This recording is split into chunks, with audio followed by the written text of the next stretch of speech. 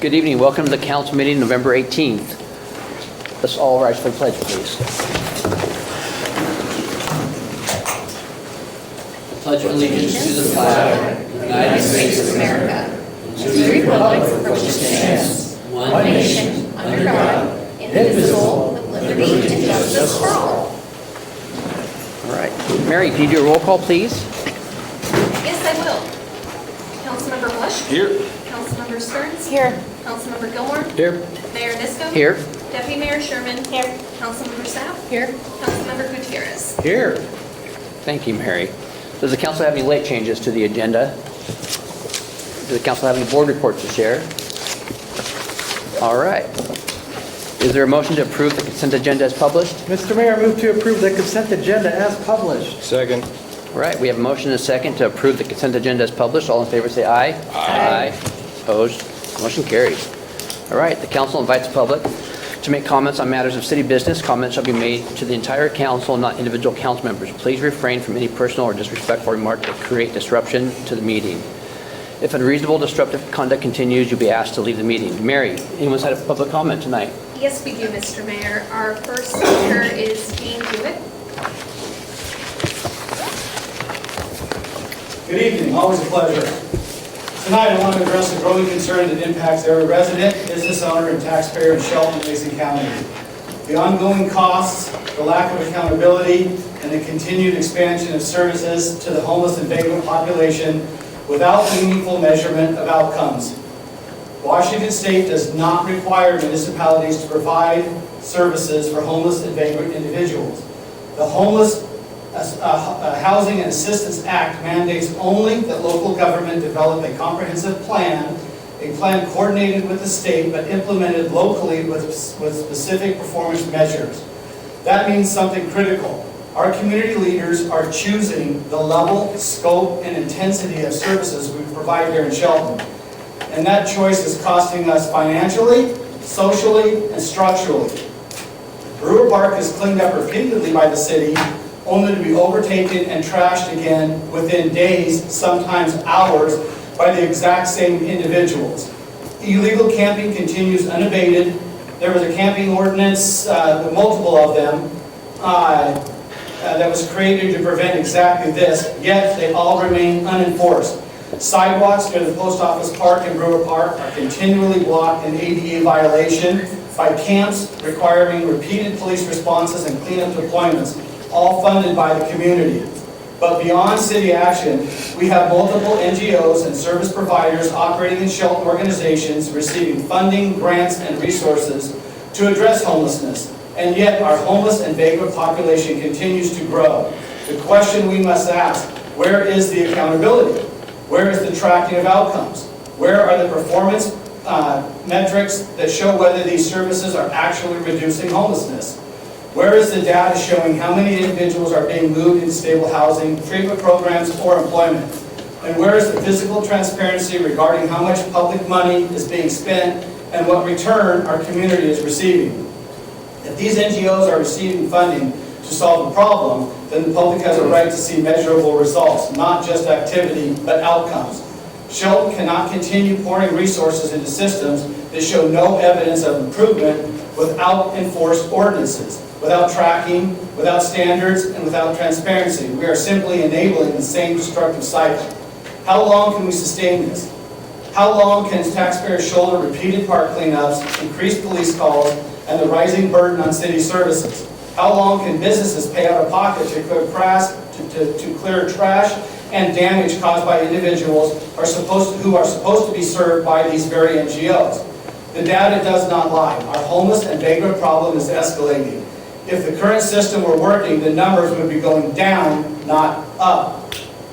It's time for leadership to demand measurable results. It is time for performance-based contracts, transparent reporting. You get the point. Thank you. Thank you. Our next speaker is Annie Havens.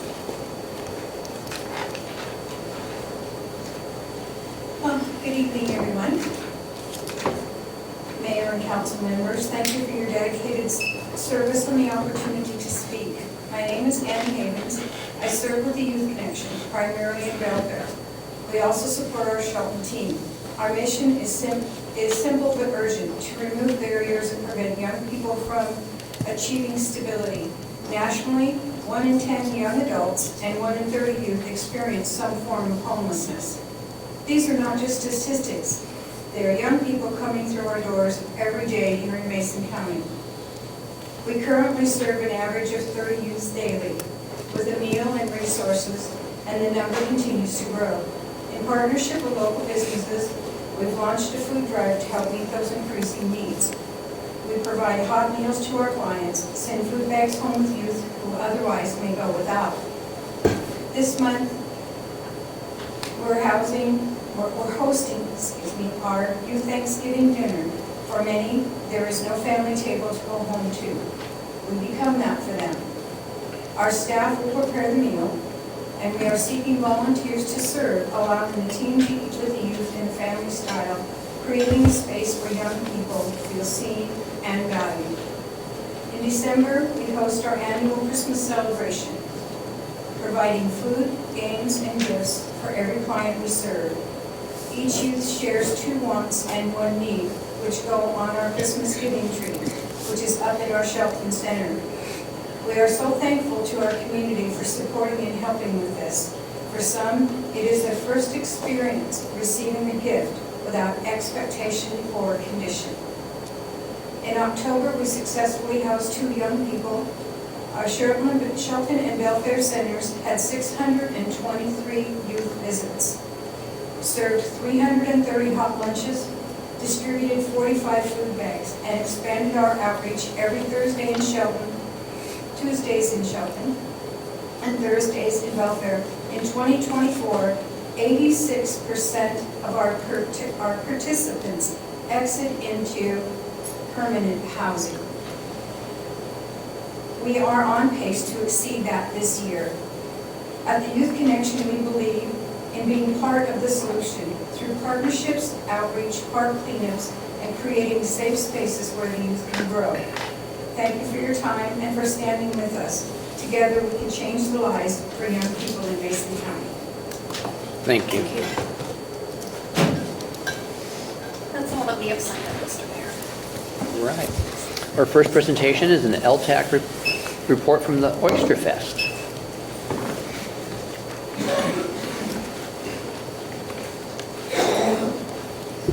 I just tell you when to advance, or? Yeah, I'll try to stay ahead of you here. Okay. Yeah.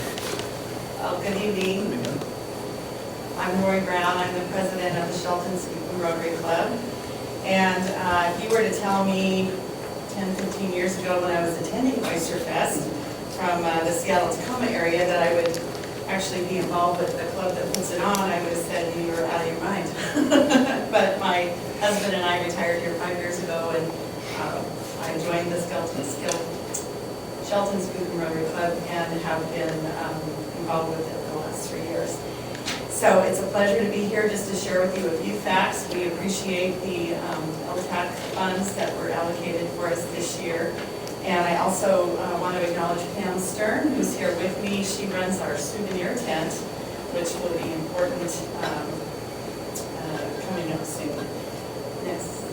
Yep, there we go. So many of you, are very familiar and actually work with the event or attend it yourself, but it did start in 1982. These objectives are important, and they really are the core of why we continue to do this. We're trying to create a fun family event. We do want to be profitable in the sense that all profits are returned back to the community through various nonprofit associations and scholarships, awards, community grants. It is also about increasing the awareness of the excellent seafood resource that we have here in the Shelton Basin area. It's also about just increasing tourism, so getting people to come and see the pleasures of what they can do for recreation here in Mason County. And then it's also to expand community services within our city and county. It's a little bit of a delay, so. Oh, okay, no worries. We do collaborate with our other Rotary clubs, so Shelton Rotary Club, and as well as the Salish Sea Rotary Club and North Mason County Rotary Club. And they partner with us in a variety of ways. So Shelton Skookum is kind of the overall architect of it and started it. Shelton Rotary runs the Oyster Funk concert the night before. There you go. Yeah. And then Salish Sea Rotary is doing our wine pavilion, runs that, and North Mason Rotary operates as a food vendor. And then those other items, of course, are the fact that we have 24 exhibitors, 34 food vendors, there's the live music, beer garden, children activities, and of course, oyster shucking competition. And I do want to give a shout out to Taylor Shellfish as they donate all of the oysters, over 6,000 of them, to this event, and it really is a highlight for us. Next slide. We also partner with the art community and run the art poster contest, and so the winner of the art poster each year is awarded $500 as well as a lot of recognition, and so that's one way we like to stay involved with our art community. Next slide. So some of the funds from LTAC that we used was for advertising, to get people to the area, and so we do have a website that we maintain, certainly social media. The online community calendars, we try to take advantage of those as we can, just because some of those are free and easy to promote. But we do work with Premier Medical Group, or Media Group, sorry, who publishes South Sound Magazine, 425, which is just reference to the area code up on the east side. Kirkland, Bothell, that area. We have been getting a lot of people from the east side of King County, and it's continuing to grow. And then they also run a Northwest Travel magazine that is a multi-state publication. We put things on the ticket with Seattle Times, podcasts with KXXO Radio, certainly working with Rachel Hansen with Explore Hood Canal, and Tracy McFjord, KMAS Radio, and the Journal. Additionally, ways that we're trying to also just stay integrated in with our community, because sometimes we have locals that are like, oh, Oyster Fest, I don't know about that, finding to go, but we do a parade float in the Forest Festival parade now every year, and then we also are participating in the expo, item expo that the chamber runs, and that's been a nice way to get publicity, as also well as the State of Washington tourism site, and they work with us on publicizing the events. They have a specific area that they focus on, shellfish and seafood events, and so we're listed with them. This is just a picture of our souvenir tent, because I wanted to make a point that on our swag that we're selling is we're always cognizant of adding Shelton, Washington to many of the products. And so we have a lot of people coming from a variety of places, and they're leaving with something that not only says Oyster Fest, but Shelton, Washington. We also, in the souvenir tent, have local artisans that we're supporting. So there's somebody who makes the oyster earrings and some tumblers, and so we're trying to work with our local artisans. Next slide. I have just a few facts for you about attendance, and one of the things I want to mention, I know that's a little small. Most of our attendees, and we do come up with a number of about 12,000. That's been kind of consistent the last couple of years, and we're still working to try to get that increased. And the way we can tell where people are coming from is really only through those that are purchasing tickets or their RV reservations online. And that is really about a small percentage. So we have about 2,000 online orders or unique visits that we can get information by zip code. And so the way we do come up with the 12,000 though is we can tell how many tickets we sell, how many RV sites we sell, and even with the general public coming in, we capped the ticket price at $15 for all adults, and we had children free, and so we just take the cash and credit cards collected at the gate, divided by 15, and then that plus our online is how we're getting to some of these numbers. Of the online data that we have, half of the 2,000 are really from Washington residents that are beyond 50 miles. We tell that by the zip code. We We do know that 163 were outside the state of Washington, and I've listed that of the states with 10 or more, Oregon, California, Florida, Arizona, Texas, and Kansas all had 10 or more people. And then there were 17 additional states with less than 10. And you can see they are really from all over the United States. And we do also get some from Canada. So I don't know if there's any questions about that, but we're still kind of looking at how can we get more concrete information on where they come, but that's what we know so far. We did have, I was talking with a gentleman who runs a oyster bar up in Victoria, and we were really excited because he said, hey, I'm going to close my oyster bar for the weekend. We're going to come down and see you at Oyster Fest. I'm bringing a team. We're going to sign up and we're going to enter that shucking contest. And we're like super excited to have just some, fresh shuckers coming. And they did come. They rented a house in the area. There was 5 of them, and they showed up on Saturday and they were watching the speed shuckers. And the winner was like 1 minute, 18 seconds, and I think they were a little intimidated. And they said, well, we're really more half shell.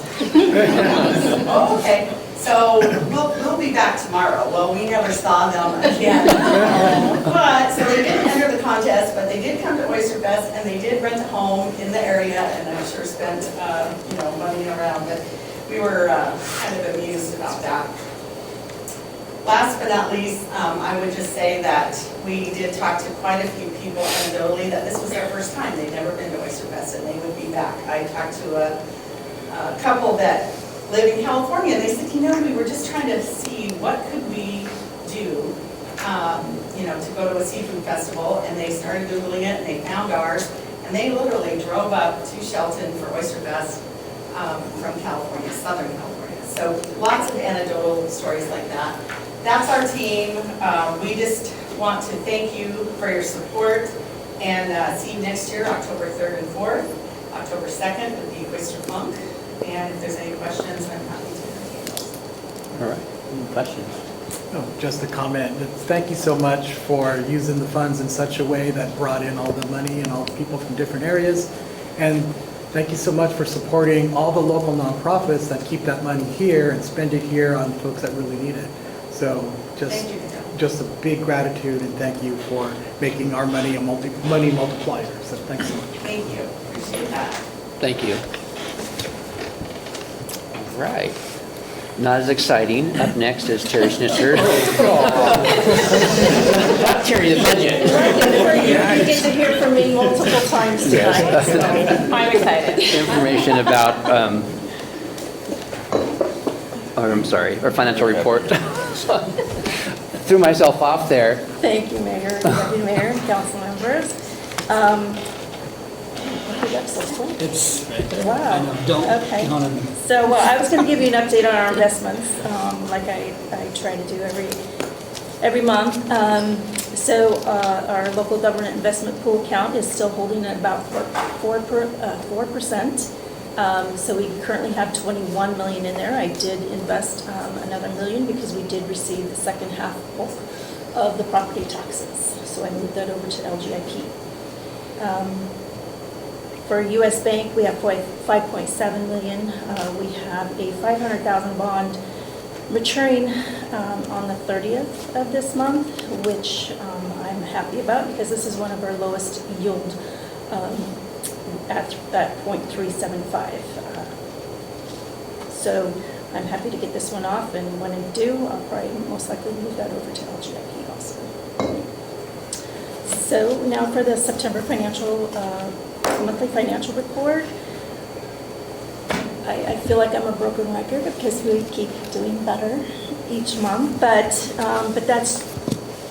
it's just saying that it's a conservative budget paying off, as well as, just our revenues are coming in better than we had anticipated when budgeting happened last year.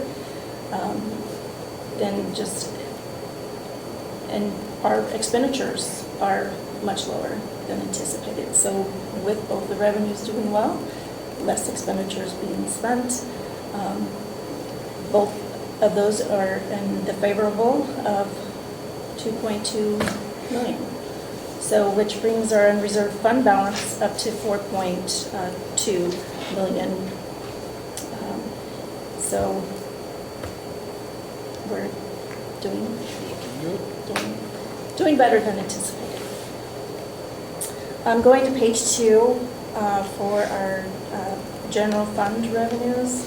Again, just everything is coming in better than expected.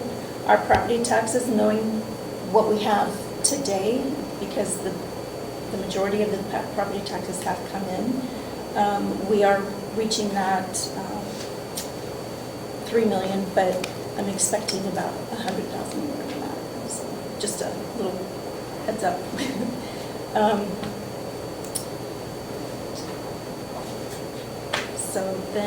So we have a total favorable total revenue of 1.4 million, basically.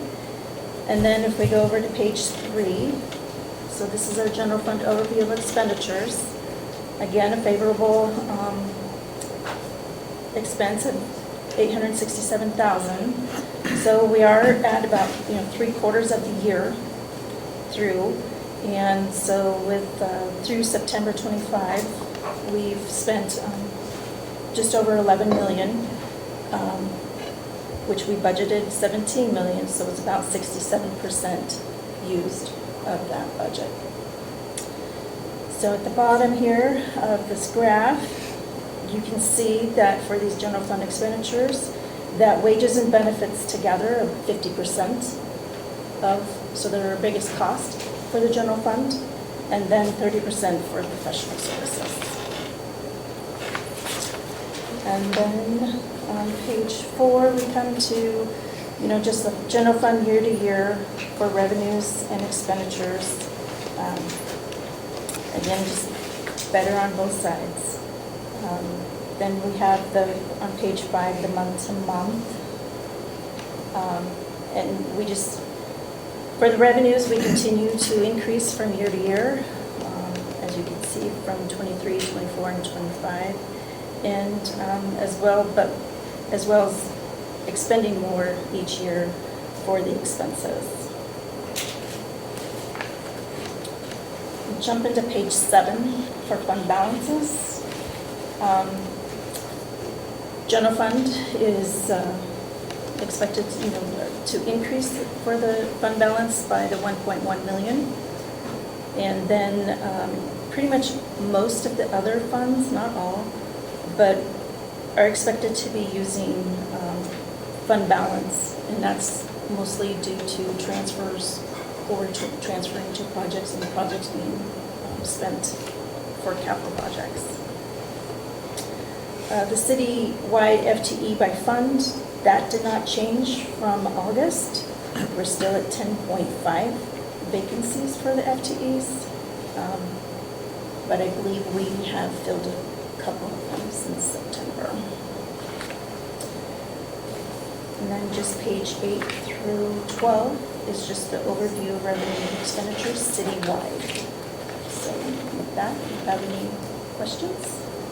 Some of the savings is in this FTEs, correct? Yes. Probably quite a bit of it. Certainly. Yeah, we can point to a number of variables within the revenue line items. You'll see sales tax, B&O tax, goods and services that have all outperformed what was budgeted. And then same thing on the expenditure side. Some of the, if you will, underperformed, and that could certainly be due to open positions, vacancies within multiple departments, or just underexpending what was anticipated in the budget. The last couple years within corrections and detention has underspent a bit. It's trending much closer. I think we budgeted about $500,000.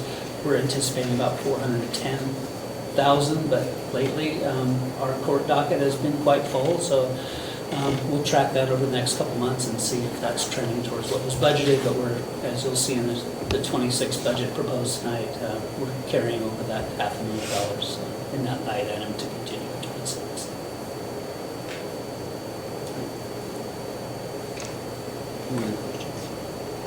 I'm just hoping that we're able to fill our FTEs and that we are hit exactly our mark.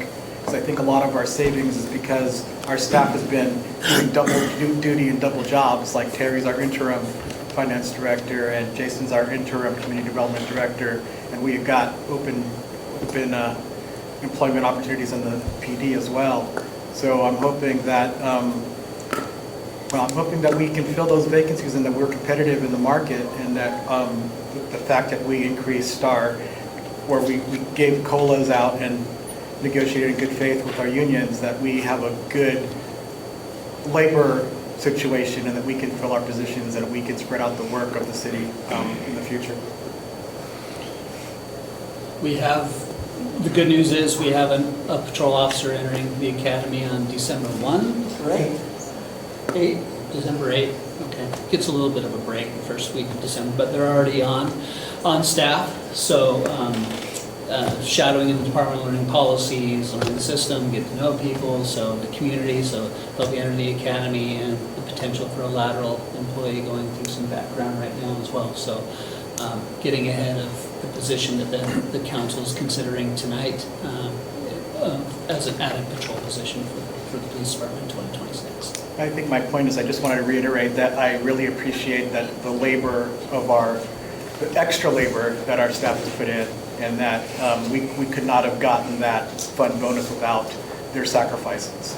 So thank you very much to our staff, and thank you, Terry, for this well-prepared document that has good news. So thank you. Thank you to Hannah, who helps prepare this report. So yes, thank you.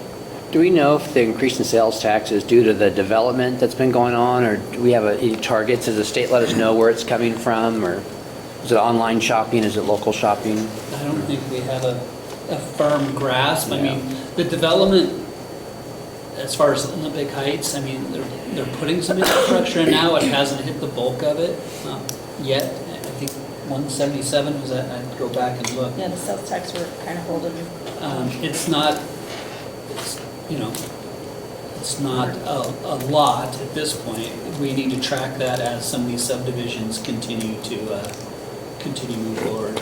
So sales and use tax is 177 over the budgeted amount was 3.5, estimated actuals at 3.7. Certainly it's nothing to sneeze at by any means, but it's nothing that we've pointed to at this point that makes sense.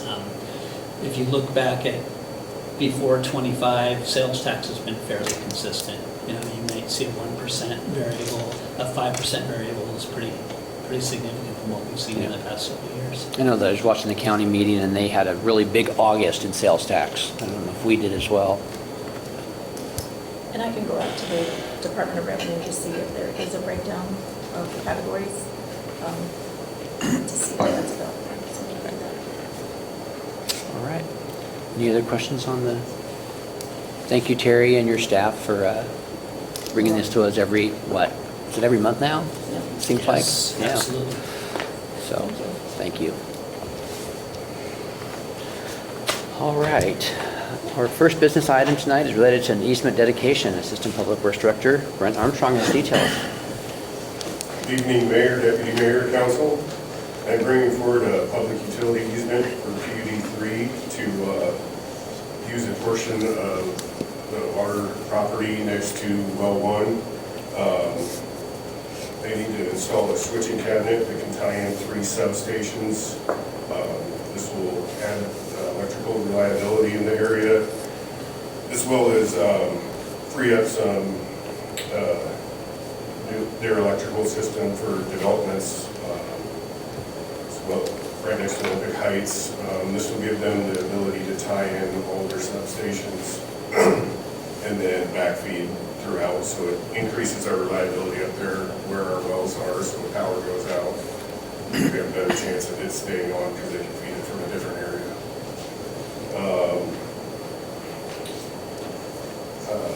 This will also help with our upgrades that we have. We're looking into putting a new pump and motor in VFD and well 1, so increased power to that will help service. And then I In the attachments, there is some, it's not a very big area, but we ran it through our staff, and the placement of this is just off the right of way, so it's not going to interfere with Roland's operations or future planning in that area. And for council's purposes, the entire parcel is outlined in green that you see on the screen. Well 1 is right down in the corner. If you see the cursor, for reference, Olympic College is across 13th Street, and the big building you see on the bottom is Olympic Middle School. All right. Mary, may we have a reading of resolution number 1406-1025? Resolution number 1406-1025, a resolution of the City Council of the City of Shelton, Washington, to grant a public utility and access easement across property owned by the city. Thank you, Mary. Do we have a motion? Mr. Mayor, I move to forward resolution number 1406-1025 to the December 2nd, 2025 action agenda. Second. All right, comments or questions? I have a question. How soon do you think you'll break ground on your easement? Well, that is, the PUD is going to get the easement, and then they will formalize plans and put that infrastructure in, as well as they are going to be tying in that area and running power up through, across the college, through the whole Olympic Heights, and then tie it back into Johnsbury. So timing-wise, it's kind of waiting on this to get the ball rolling on full design. They kind of have to get their areas approved before they get going design. But I think it's something that they are wanting to do in the near future. Like 2026? I can't say, I can give you that information. Okay. All right. Any other comments or questions? All right, we have a motion and a second to forward resolution number 1406-1025 to December 2nd action agenda. All in favor say aye. Aye. Opposed? Motion carries. All right, up next, engineering technician Kenny Oberg and stormwater technician Patrick Hoffman have information for us about a work order. Mr. Mayor, Deputy Mayor, council members, Patrick could not make it here today. It's just me. Came to talk to you a little bit about this work order for Green Osborne Incorporated. It's an engineering firm in East White. I'm sure you guys have heard that name quite a lot now.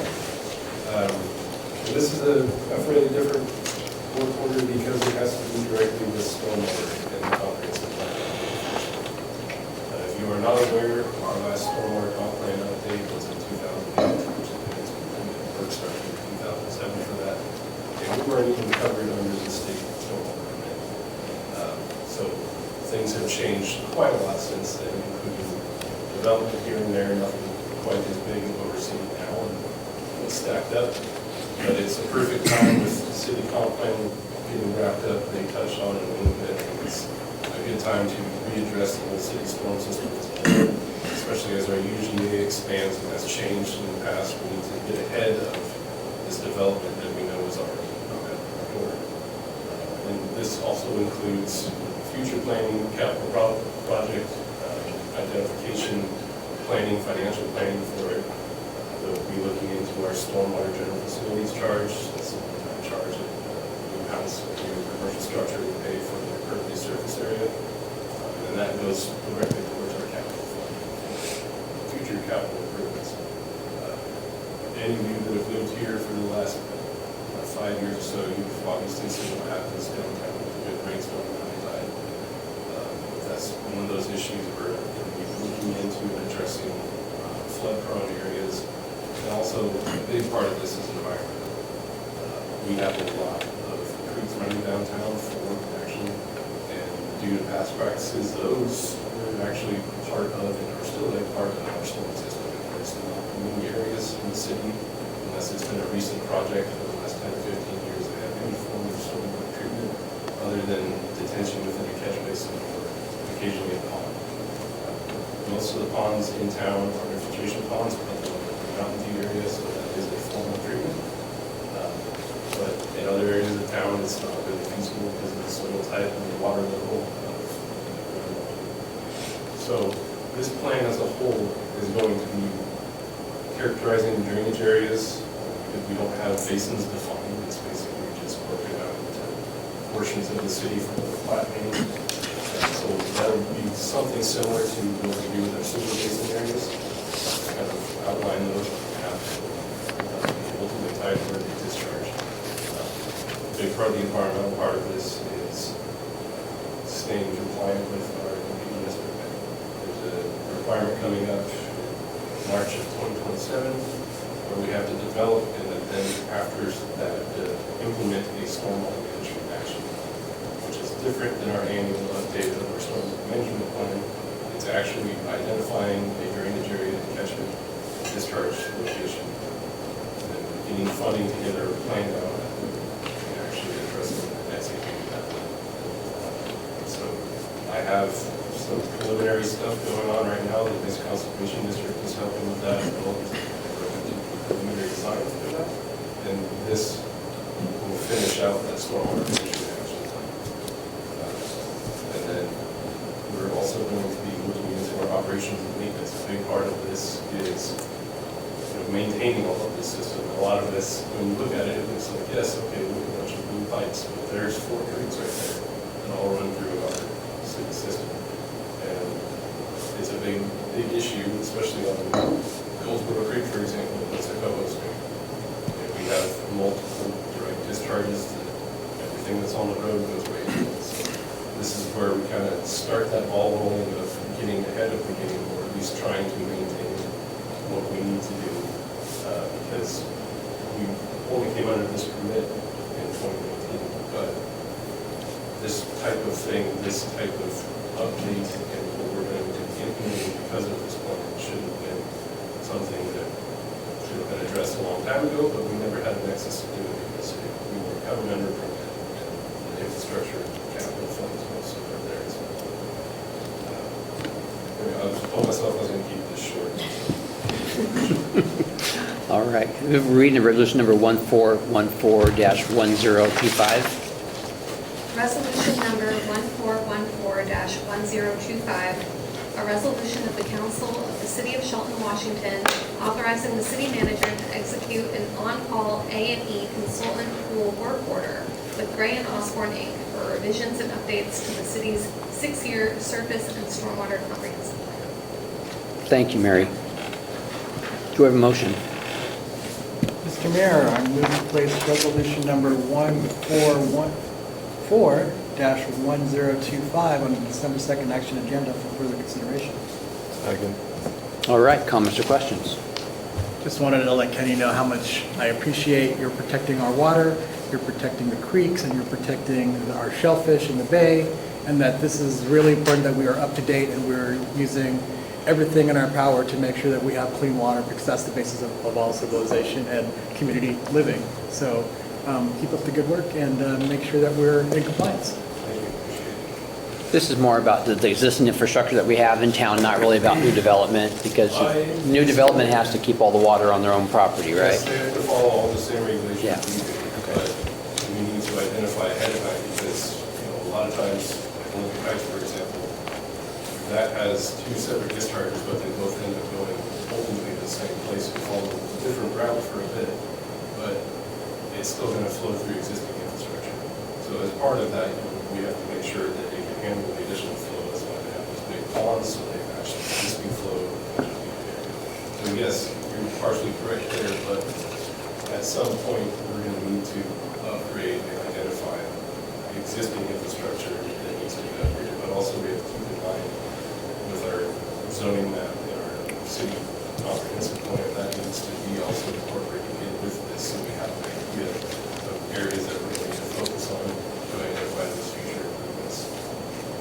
We know in a way what developments coming in or future expansion, get ahead of all of that, all of the work for when we get things done. With this, will this include like the smoke test we've been talking about for a couple of years, trying to make Smoke sure? testing has to do mainly with sewer, stormwater, you can smoke test LA water, you can just move downtown, like, No, I'm talking about like for people that are, they're drained from the roof, are they going into sewer, are they going into stormwater, are they going into the creek?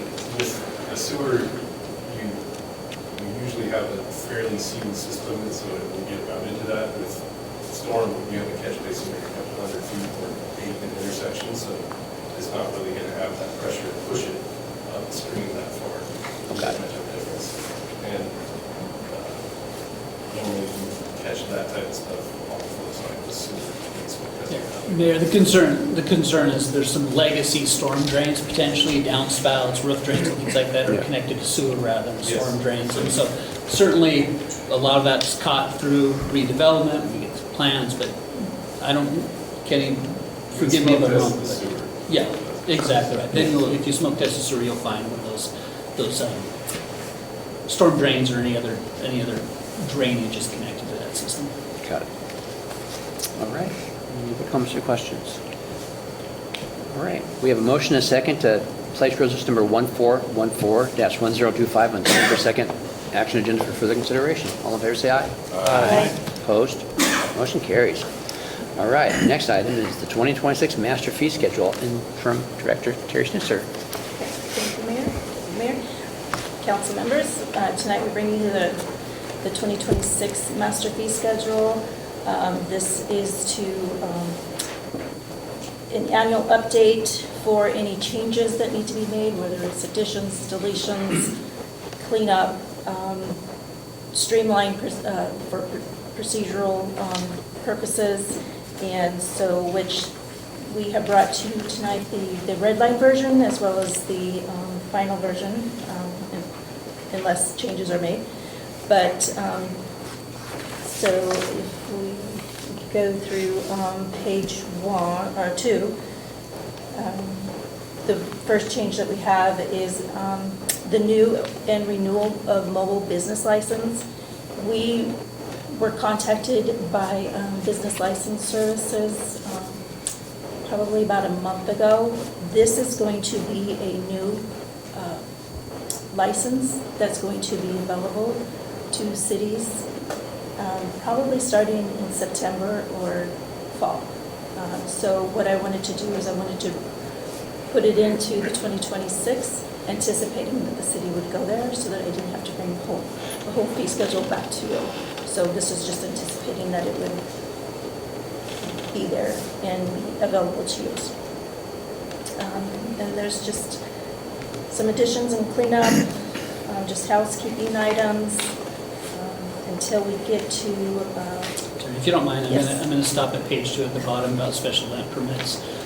There's been some discussion, we've discussed with council about special events in the community and how potentially impact existing services and whether the previous language talked about open to the general public or whether it was ticketed and or billed. So we added a tier 2, the commercial event, or not part of the nonprofit permit application. The one instance we ran into last year was when the carnival came to town. They wanted to stay open outside of the special event permit associated with the Forest Festival. We didn't have a specific fee attached to that, so we wanted to make sure that that was captured because we certainly had city resources going towards that commercial activity that wasn't specific to Forest Festival. We want to capture those so the general public isn't seeing those costs. So that's where the corrections on the bottom of page 2 are notated. Apologize. no? I should have mentioned that we're going to be tape teaming through this document as well as maybe some comments from departments. Certainly, there's staff from departments that can answer some specific questions if the council has any. So when we get to page 5 for the community development planning and code enforcement, so you can see that the technology fee and the credit card processing fee are lined out. That's just because we're incorporating those fees into the fee itself so we can streamline the work that we're doing upstairs without confusion, so that it's easier for cashiering to happen as well as permitting. So for council's reference, back when the EnerGov, or what it was, or permitting software was implemented, the city, the fee schedule was adopted appropriately. It had a 4% applicable permit fee associated with each permit for a technology fee, and then the credit card processing fee of 2%. We found that Administratively, that was a bit of a hassle. It was confusing to applicants. The invoices are generated within that Intergov or that permitting platform. That is communicated to the applicant that if you are paying by a check or you're paying with other means, other than a credit card, please release that, take that out of there. Most often, people did not. And the check would come in and we'd have to send the check back and forth, and it became, like Terry mentioned, an administrative hassle. So at this point, staff is proposing the 4% technology fee added with the 2% credit card fee to permits throughout community development and public works. So you'll see an example there with the address assignment. The former fee was $100 and now go to $106. There's no inflationary increases associated with this or any other cost increases due to staff time or any other services. It would just be the 6% across the board. So as you go down the list here in community development and planning, you'll see the 6%. You'll see the strikeout from the previous fee and the proposed fee in red with the 6% added.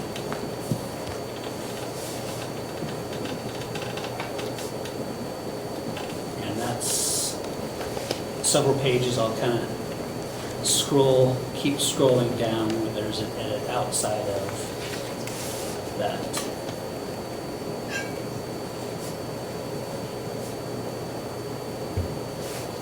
Page 8, there's some cleanup on building permits, the valuation, and the fees associated with it. It was just clunky, for lack of a better word, to read. So this just brought the valuations over to the left-hand column here. On this side, oh, there's two cursors up there.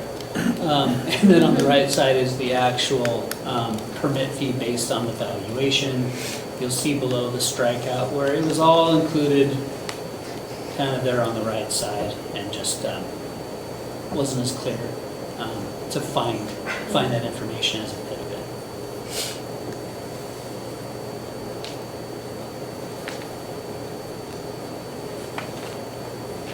been. Again, the technology fee and the credit card fee, and these permits.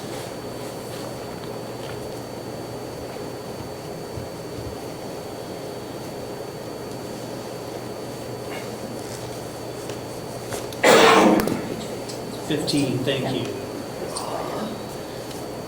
And then the next portion are fire permits. As you know, we have an ILA with Central Mason Fire Emergency Services for not only fire emergency services, but also fire marshal services. There were some permits that either were not in the fee schedule, or we just wanted to make it more clear within the fee schedule. This is a portion of that. Fire Marshal Keith Reeds is here tonight, can answer any further questions regarding that. So these are, since there's no strikeout there, those are new. You'll see alarm fees edited based on costs from Central Mason Fire. Fire suppression services, or suppression permits, sorry. Hazardous operations, better capture the breadth of potential hazardous operations. Begin with hazardous materials. Explosives. High-piled combustible storage. And your other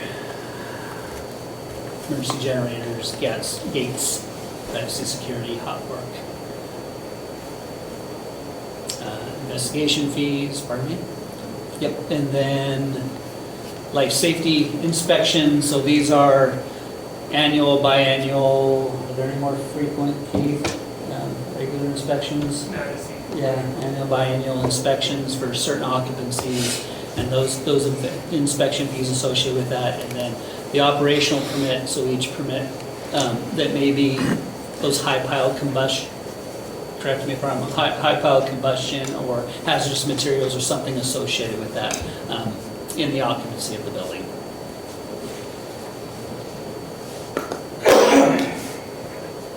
Pretty quick. Any questions? When does this go into effect? Please? When does this go into effect? The proposal will be January 1. Okay. Yeah.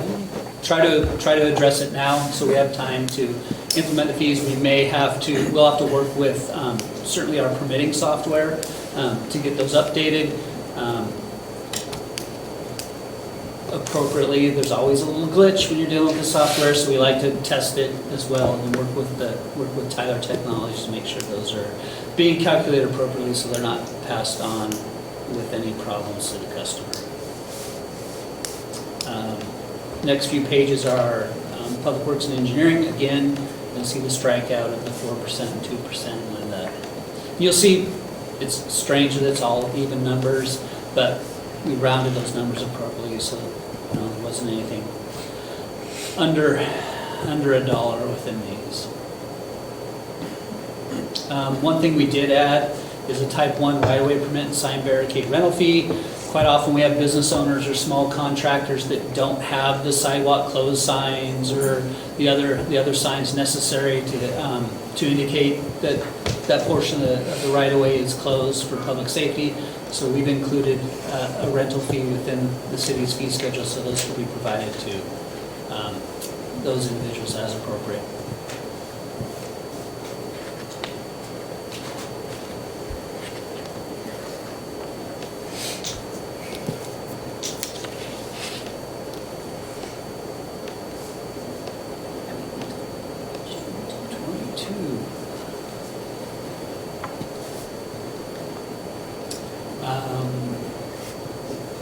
Brent might be able to talk to water and utilities. There's some, our Shelton Municipal Code references CPIU increase annually, that these are addressed.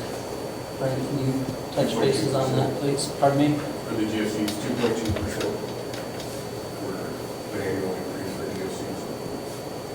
And the monthly charges.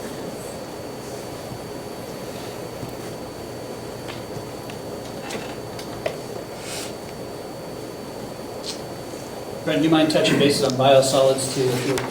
Yeah, the biosolids increase was just due to price increases of dewatering and either running it through the dryer or taking it to a land application site. Polymer over the years has increased quite a bit, as well as it takes a lot of energy to run those centrifuges, as well as the gas for the dryer. So those are just increases. So that's passed on to the customers that were receiving the sludge from further processing. So we've got ILAs with a number of other entities. It could be our haulers that bring the sludge here. If we have appropriate capacity or any treatment plant, we treat that, we bill them for the acceptance of that materials. This is the inflationary costs associated with treating and accepting that. And again, that's only if we have capacity.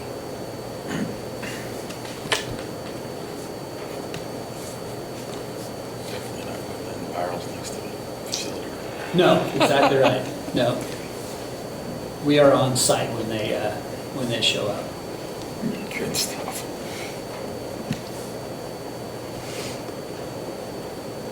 Anything else to No, note? just for changes. Again, through utilities, the utility rates as the council identified in the FCS study of 2021. Thanks.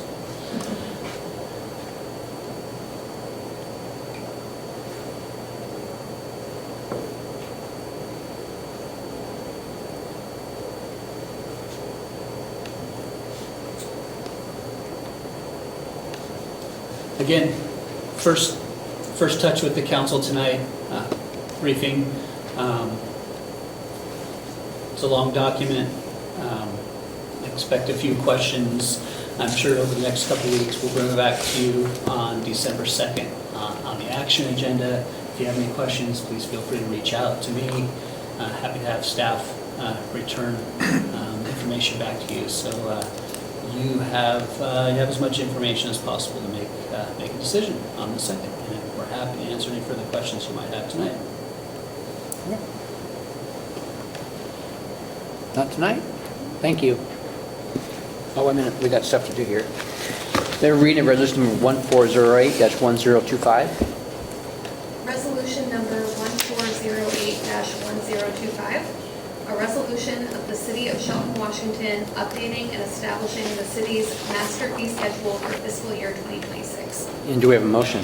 Mr. Mayor, I move to place resolution number 1408-1025 to the December 2nd, 2025 action agenda for further consideration. Second. All right, any more comments or questions? Just I'm satisfied that our increases are just transaction fees that we're no longer absorbing. And that, I don't know if that's what percentage or how much more we can recover as far as money, if that will in fiscal, what's the fiscal impact of us doing a full 6%? Instead of absorbing the fees that may or may not have been collected with, and we're collecting 6% on top, is there a little bit of money that might come in from that? Or just thinking out loud. Yeah, potentially. You know, we, at this point, you know, our permitting staff is pretty bare bones. It may be the case, it would be really interesting as some of these subdivisions to really take hold and they start building vertically, especially with our building and planning departments, how they can keep up with that. And at that point, hopefully the volume will pay for whatever services that we might need to make sure that those permitting processes happen in a timely manner. It's going to be really important to be able to accommodate those that are investing in our community. That's where we'll come back to council if there's opportunities with those permit fees to address some of the staffing levels to make sure, that we're able to work through that permitting process in a timely manner to keep these investors moving. So we keep making those investments in the community. So yeah, we'll keep an eye on that throughout especially probably the first quarter, half of the year, when we most likely will see Olympic Heights nearing completion of the civil improvements and looking forward to them going vertical. All right. We have a motion and a second to forward resolution number 1408-1025 to the action agenda December 2nd for the consideration. All in favor say aye. Aye. Opposed? Motion carries. All right, next, City Manager Mark Ziegler has information for us about the 2026 legislative agenda. Thank you, Mayor, Deputy Mayor, Council. Annually, the city adopts a legislative agenda that helps outline what some of the needs are, the capital requests that we might make to our 35th delegation, but also some of the policies that are being considered throughout the state and how they can assist small jurisdictions like us. We see the impacts of decisions made at the legislature on a daily basis. You just heard Kenny Oberg talk about the stormwater comprehensive plan and the requirements of the Phase 2 permit that get dictated down to local jurisdictions. So with this legislative agenda, we met with two of our delegation several weeks ago, talked about the projects and some of the policies that we feel are important, as well as some of the policies that Association of Washington Cities is putting forward. So within this legislative agenda, you'll see that the reservoir, the Mountain View Pressure Zone Reservoir, is still at the top of our list. We have made really nice strides with some of the private development that has helped with our water infrastructure. One is by Mitchell Development tying in the Upper Mountain View Zone to what is the Mountain View Zone. They're continuing to do that now with a connection from La Crosse down to Alpine Way with a pressure reducing valve. Adds capacity to our system because there was some added storage capacity up in Upper Mountain View. But that's limited time, especially when we see the pressures that we're going to see with development in the near future. So we have a reservoir design study or capacity study completed. The Mountain View pressure zone was the most likely opportunity to provide more storage in that area. You saw this last year, we received $500,000 from the state to put towards this project. That will be kicking off through design, and then as the number states, another $8 million or so that is required to get this project to fruition. I think the initial estimate right now is about $1 million just for design. These public works projects aren't very cheap. So we'll continue working on opportunities to find supplemental funding so it's less of a burden on our ratepayers. A new well, 1,000 gallon per minute well is identified in our water comprehensive plan, identifying the site and moving forward to making that come to fruition, because we need another source. We need some more redundancy from our system. The Shelton Springs Road Sewer Trunk Line Extension. This is the project that received almost $1 million of federal funding last year to the Port of Shelton. Port of Shelton passed that project off onto the city. It's a just over $3 million project, so we don't have enough funds to move forward with that. This project would add a sewer main from Tarragon Avenue on Spring Road, just past Shelton High School, the Shelton Springs development, all the way to Highway 101. We're making that money real. We're moving forward with design to get the design done so that that project is ready for construction when funding is made available. This opens up the potential for development on Spring Road, potentially on Sanderson Field, 101 frontage. Also, the Dragon Well development project, which is a multifamily development project on Spring Road, that frankly needs water and sewer and able to move forward. This would bring sewer to their doorstep, potentially bring 80 or more units to that area. And then we have Evergreen Mobile Estates and Hidden Haven, who are on substandard old infrastructure, both sewer and water, that would really be nice to bring this infrastructure to their doorsteps for their health and safety of those residents. Wallace Nealon Design Option Report at US 101 Olympic Highway North. We've talked a lot about the next project down below, the Wallace and Shelton Springs Road roundabout design. We've actually received money from the state in the past for that.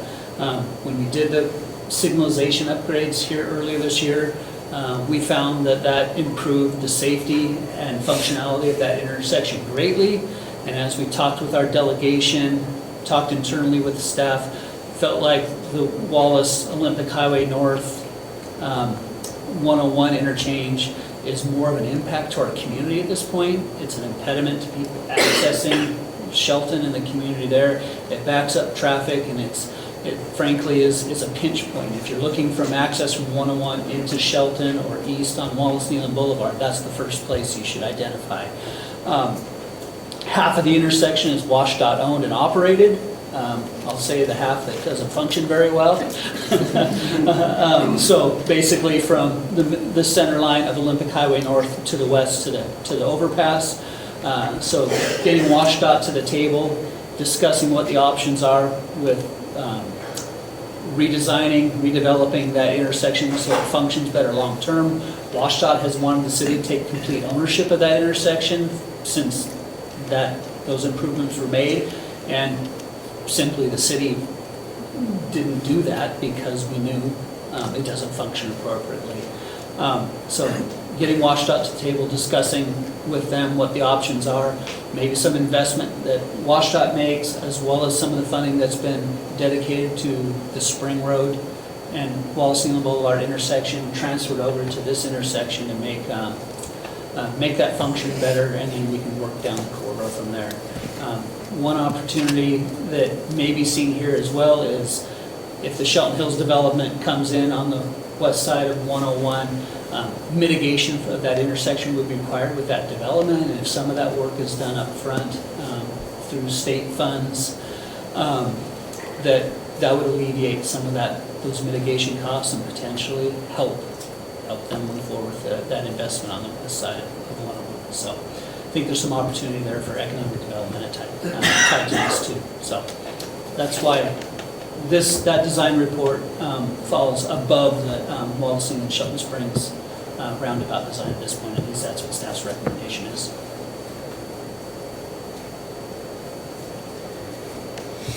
The next one is Wallace and 13th, that's the four-way stop.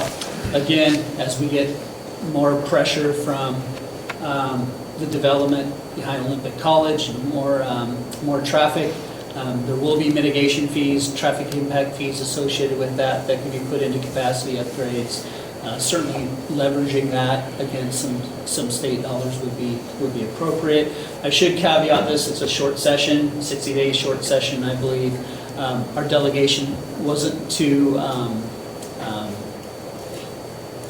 they wouldn't make any commitments as far as funding this year, but they've done a lot of work for us over the years with our infrastructure projects. So we're hopeful that there's going to be some more money coming in as some of these higher priority projects. Transportation is the one that's going to be the difficult funding category in this short session. You'll see a stormwater preliminary study of Shelton Creek as well, and then Canyon Creek added in there too to add on to our stormwater our stormwater comprehensive plan. Just some notes, we wanted to put this in here just to address, there's always opportunities for affordable housing as we see policy or funding come available from the state. We want to take advantage of that. One thing that could happen is if there's any funding for redevelopment of derelict properties, underutilized properties, as those come out of active use in our communities, we're losing housing because these properties fall right into inactive use. And so any opportunities that may encourage property owners to put those back into use or provide tools for the city to further that action is certainly something we want to keep on the radar. More water infrastructure, Wallace-Nealon Boulevard improvements, satellite wastewater treatment plant upgrades, and then a Johns Prairie sewer extension that would go out to Port of Shelton property, beauty area out there. We've already got a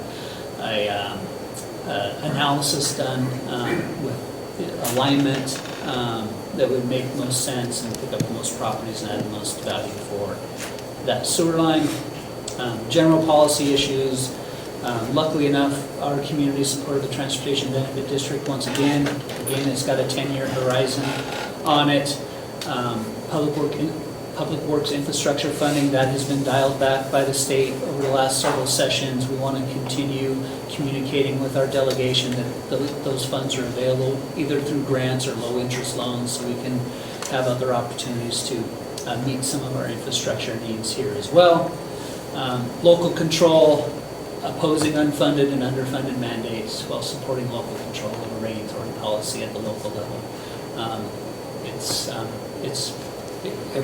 There's always a few things that come out of the session that mandate city to amend our code or adopt a code that is not funded and puts greater burden on staff and our residents alike. So we want to take that opportunity anytime we can to comment on any bills and legislation that comes forward. Association Washington Cities does a great job with their legislative updates weekly throughout the session and provides us updates that are forwarded to the council at the same time and gives us opportunities to comment at the local level on how we believe that some of this legislation would affect the city of Shelton. So with that, the rest of the presentation is what we provided to the delegation when they were here meeting with us. With that, I'm open to any questions. All right. Mary, may I have a reading of resolution number 1410-1025?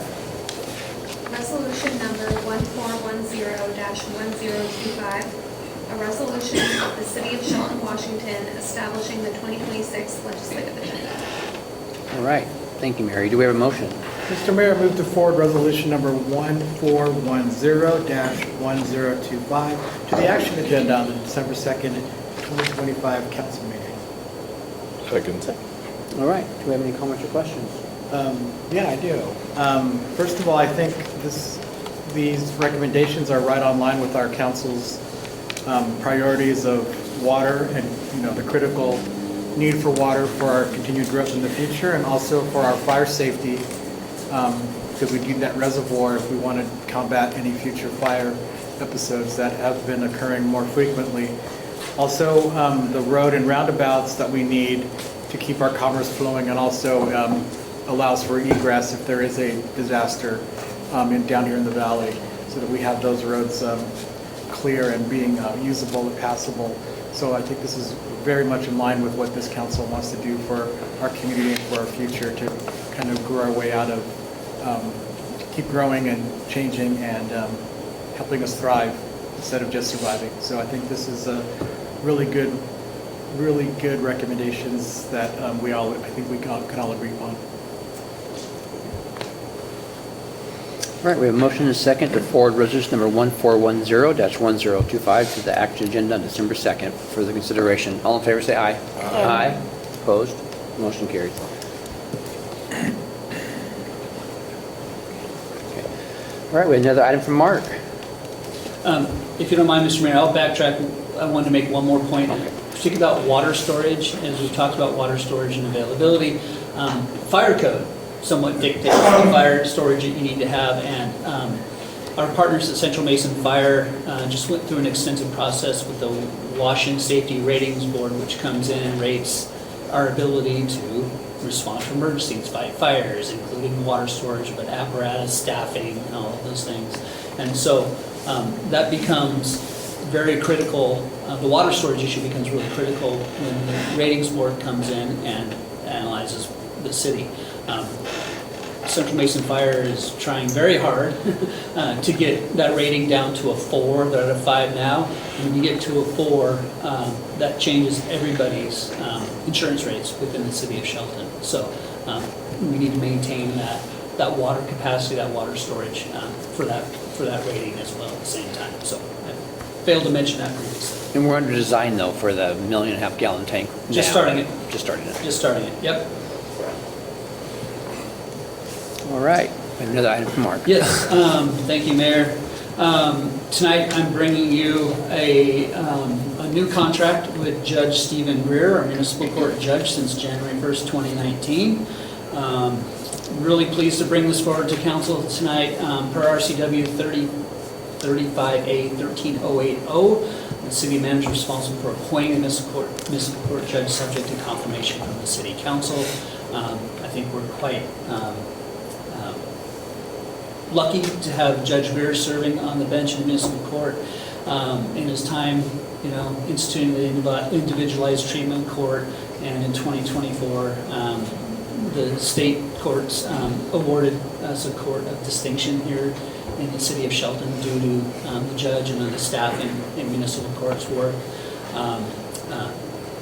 Municipal Court Judge Greer is also responsible for receiving grant funds that have helped fund municipal court, add some of these programs, infrastructure upgrades, safety measures within our courts, and as well as public defense. So we appreciate the partnership with him and the court staff in his time here, and look forward to the potential that this 4-year contract is considered by council to keep Judge Greer on here for a few more years. Thank you, Mark. Do a reading of resolution number 1411-1025. Resolution number 1411-1025, a resolution of the council of the city of Shelton, Washington, confirming appointment of Stephen Greer as municipal court judge. We have a second. Mr. Mayor, I move to place resolution number 1412-1025 on the December 2nd, 2025 council action agenda for further consideration. Second. All right. Now comments or questions? I just wanted to say how much Judge Greer has done for the city, and a former council member, McDowell, and I used to watch the court in action, the award-winning court in action, and he's bringing a lot of innovation and cutting a lot of costs for the city by diverting people from the jail and spending jail money, instead putting them to work on our streets with the street cleaning project. So I just wanted to extend my praise for the judge and for what he's doing in the city. Anyone else? I think we're really lucky to have such an engaged and innovative judge here in Shelton, so I'm really happy to say I'll vote yes. I also agree with everybody, including our city manager. Judge Greer is a great asset to the city, and to remind everybody, his last contract, he did not ask for a raise. So I think he's well-deserved of it, and I'd love to work with him for the next 4 years.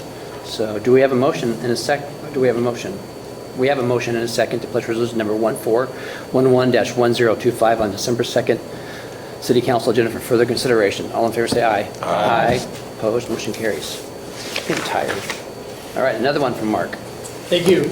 We'll stay with court proceedings. Our contract for public defense or indigent defense is expiring at the end of this year. Sound Defenders has been contracted with the city since 2008, actually. As we know, the state courts have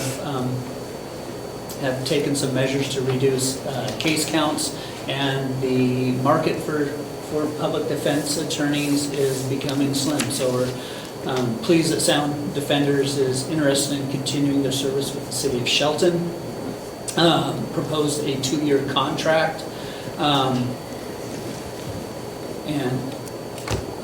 this would increase by about $21,000 over 2025's contract. The 24-25 contract. The 24-25 contract had no escalators in it at that point, we're realizing, particularly with the training schedules and maintaining, again, his staff of defense attorneys as other jurisdictions are paying more. I won't say which ones, but some jurisdictions are paying more than the city of Shelton for the same services. I think we're pleased to be able to retain the services of Sound Defenders. We do have Office of Public Defense grant that covers a portion, if not all, of what public defense may cost. Well, it won't cover all public defense budget. We have $177,000 budgeted in 2026, and grant funding at this point from Office of Public Defense would pay just over $57,000 in 26, and then there's an additional portion in 27 as well.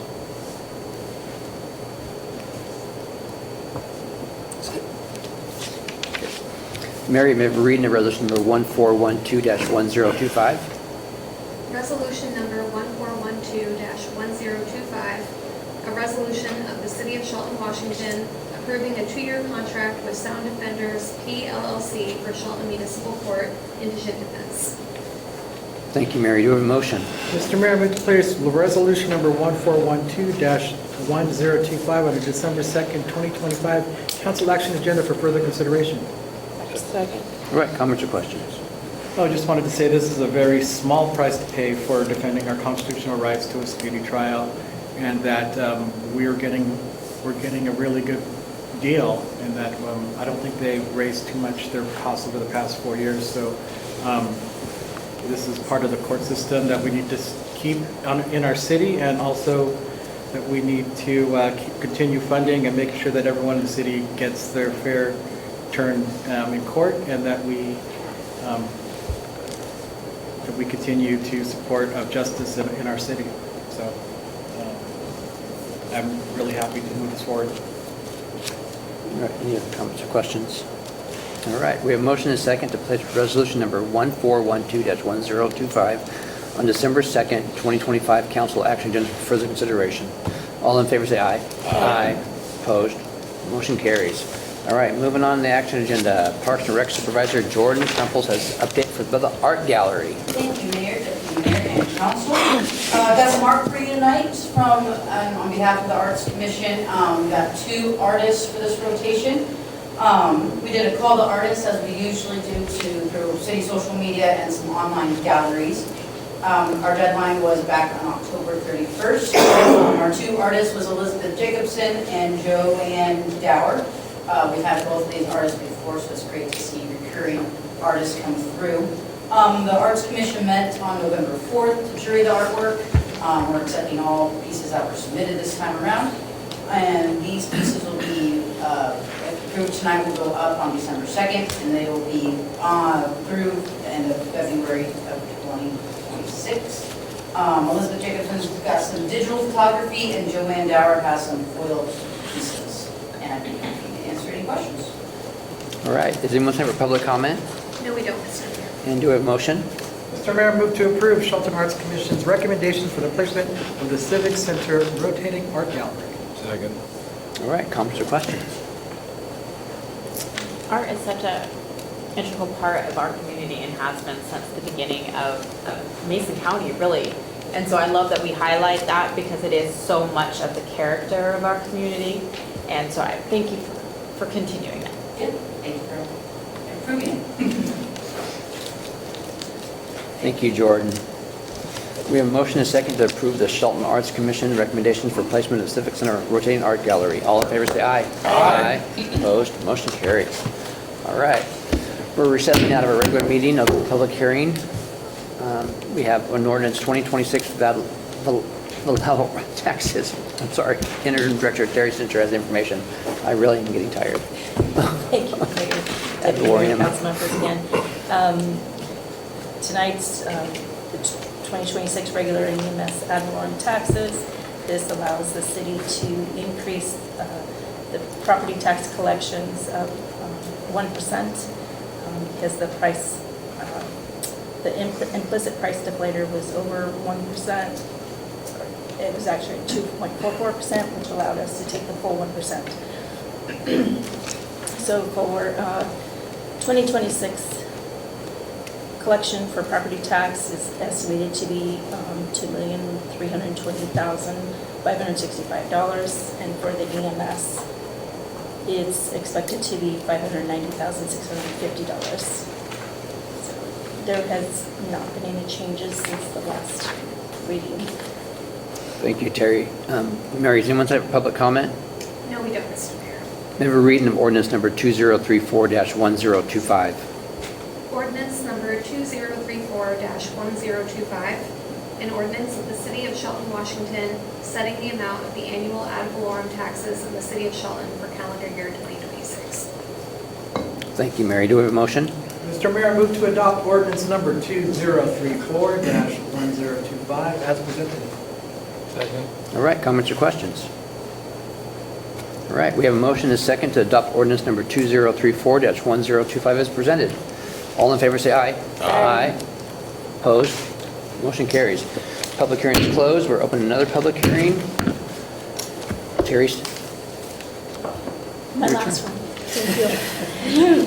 Tonight. Yes. This is to present to you the 2026 budget for the city. And we had just a couple changes since our last presentation to you. Let me get to the page.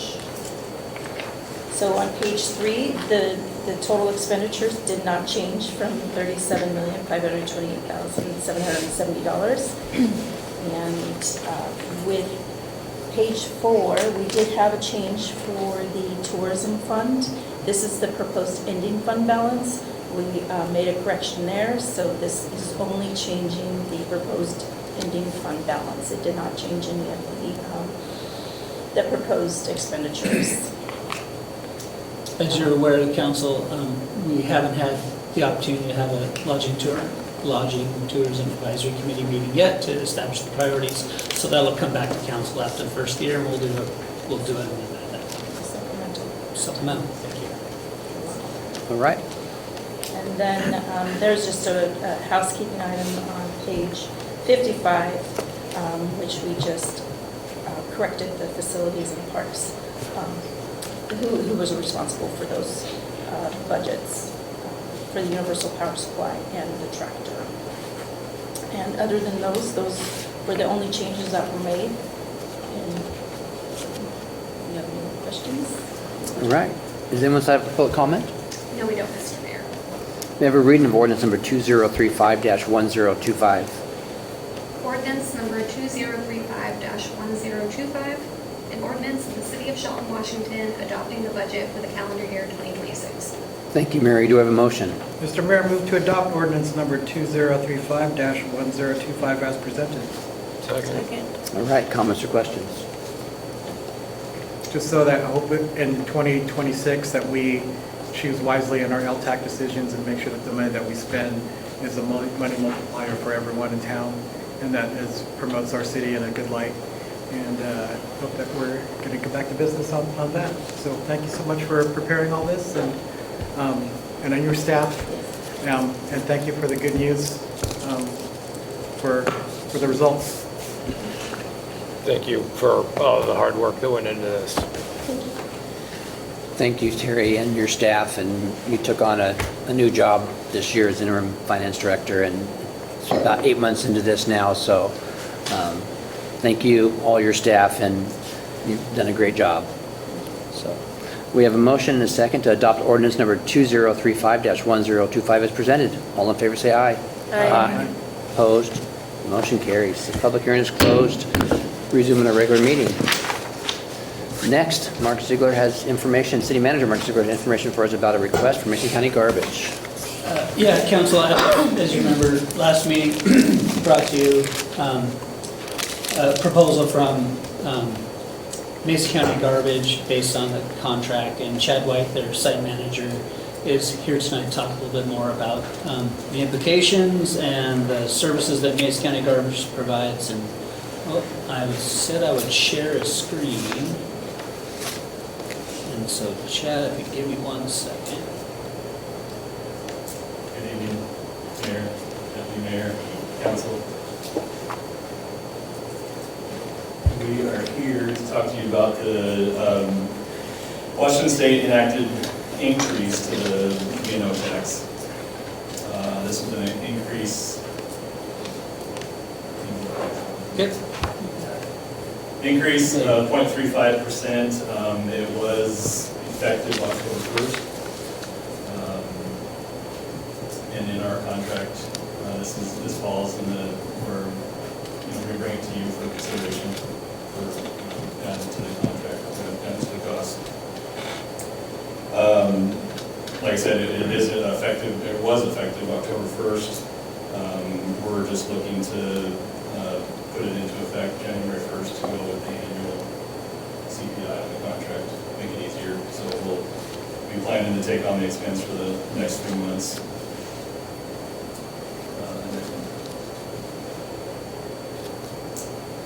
So as I said, it was a 0.35% increase. That's going to be about $7,000 for the city of Shelton to looking to be recouped through this increase.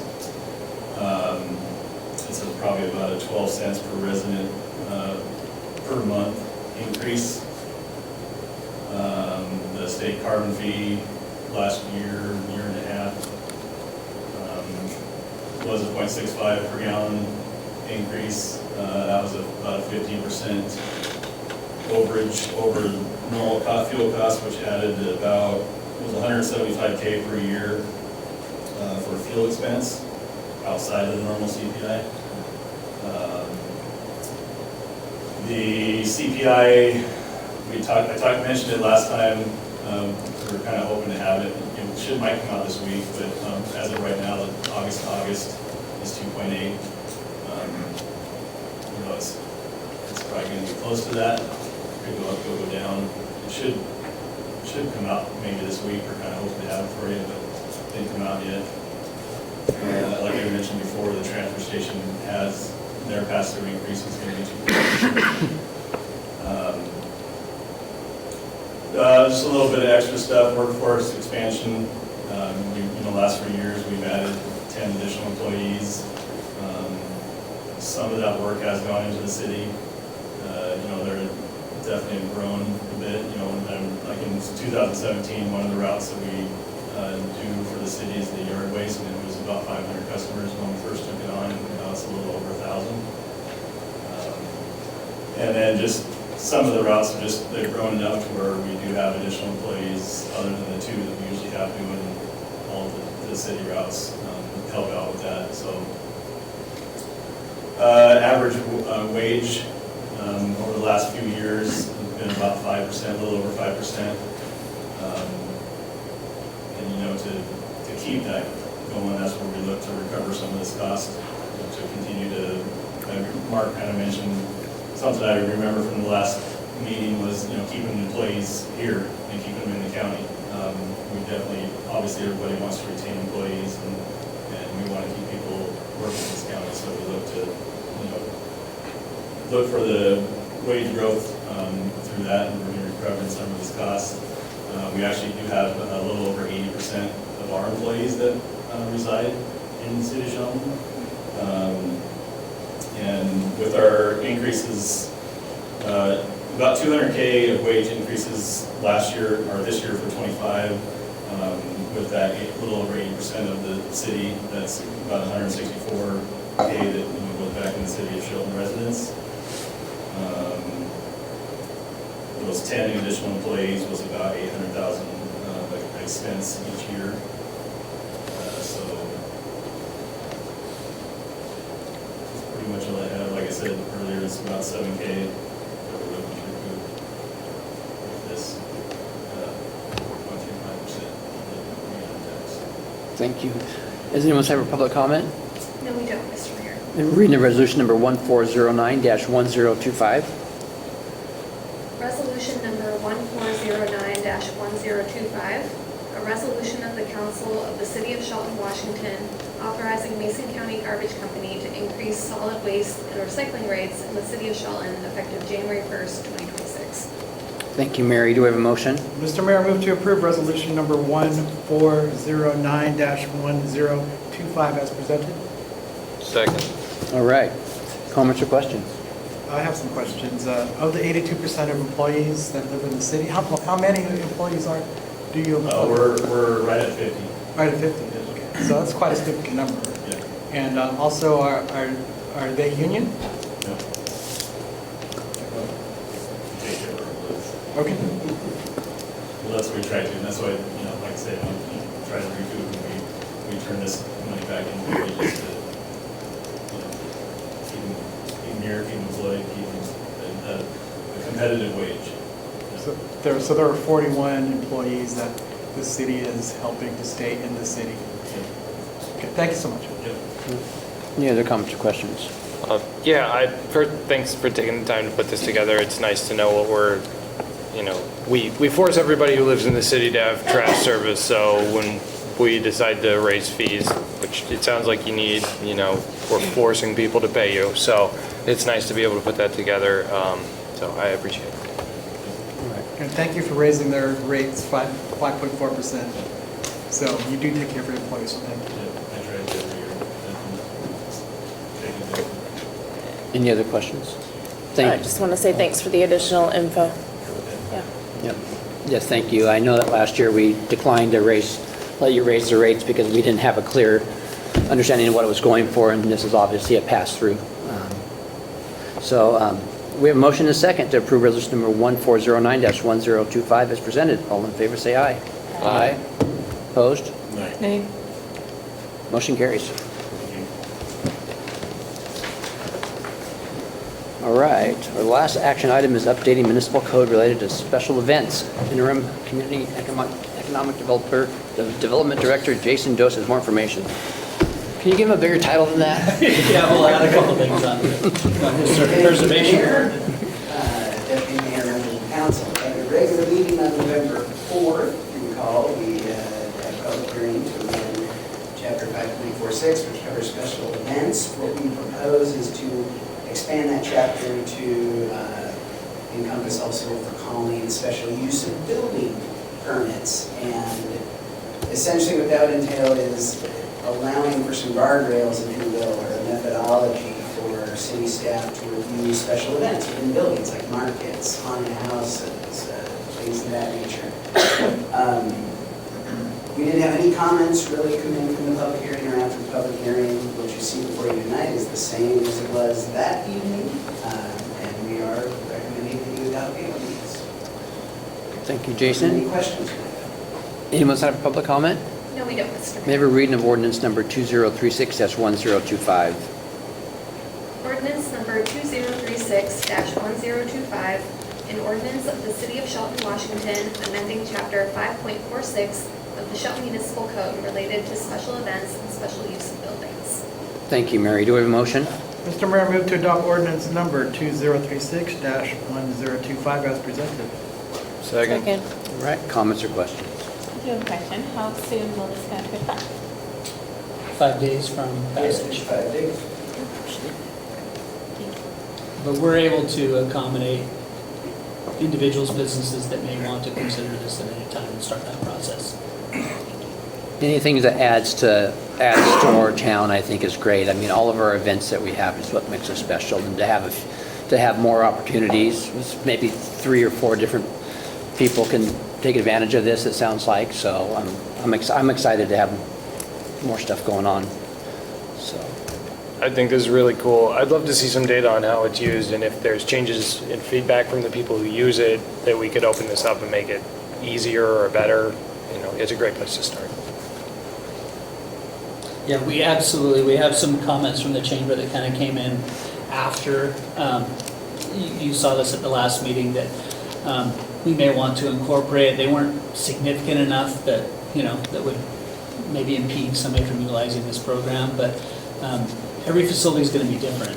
When you talk about fire and building requirements and the basic life safety requirements, every building is going to be different. So it's going to be really interesting navigating that with some of our property owners, and then coming back to council will certainly update you, but certainly take the opportunities to update the code as necessary. The code gives us enough flexibility that administratively we can work those life safety measures without coming back to the council each and every time. Just happy that we're codifying this and that we're allowing space for people to party on safely. So thanks for your work on this, and I hope that we have a lot of business take advantage of the code and get us out there interfacing with each other and creating community. So thank you.